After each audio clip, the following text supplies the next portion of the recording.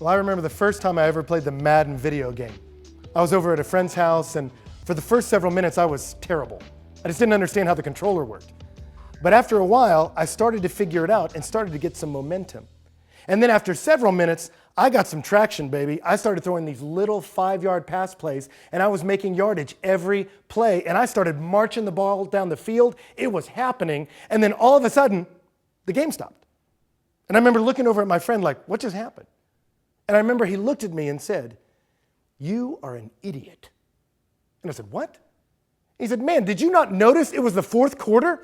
There was less than 2 minutes on the clock, and you were down by a touchdown, and you kept running these little bitty pass plays. What's the matter with you?" And I remember thinking, number one, I disagree with the fact that I'm an idiot. But number two, I do understand that I've made a serious mistake. And that is, I did not let the time influence how I play the game, and it should. And that's James' point. James will say to the rich in this section that they should weep, mourn, and howl, for judgment has come upon them. And he said, because it is your gold, it has corroded, and their corrosion will be evidence against you and eat your flesh like fire. And then he tells them why. For you have hoarded riches in these last days. James will tell us what the entire New Testament does, that God has salvation history mapped out. He has brought Christ to live for us and die for us and to offer salvation to all who will believe.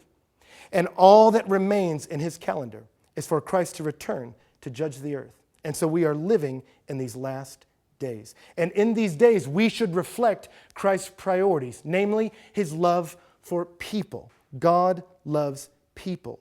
And he particularly has compassion for the poor and hurting among us. And it is a grave mistake to hoard treasures that will rot and corrode and rust and neglect that which will live forever, namely other people. So these last days should influence how we play the game. They should make us people who reflect the heart of our God. That is, we should be generous. The only question that remains is, will you be generous in light of these last days?